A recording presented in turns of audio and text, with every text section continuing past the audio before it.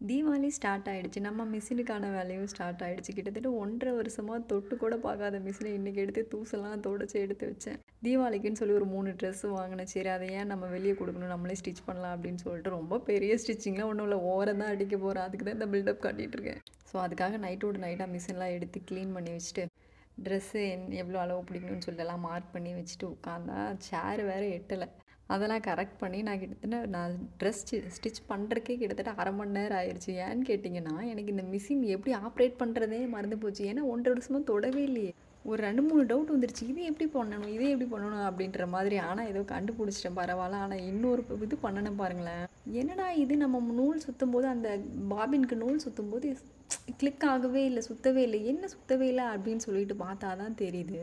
அந்த ஹுட்டரோட ஒயரை நான் அட்டாச் பண்ணாமலே நான் பார்த்துட்டு இருந்திருக்கிறேன். இதுக்கு வேற ரொம்ப நேரமா உட்காந்து யோசிச்சுட்டு இருக்கிறேன். ஏதோ பெரிய மிஷின் ஆப்ரேட்டர் மாரி.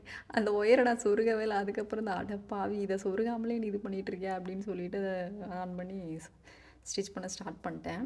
நைட்டு நான் ஸ்டிச் பண்ணி முடிக்கும்போது 11:30 ஆயிடுச்சு. இத்தனைக்கும் 2 ட்ரெஸ் மட்டும் தான் ஸ்டிச் பண்ணேன். அதுக்கே இவ்வளோ லேட் ஆயிடுச்சு.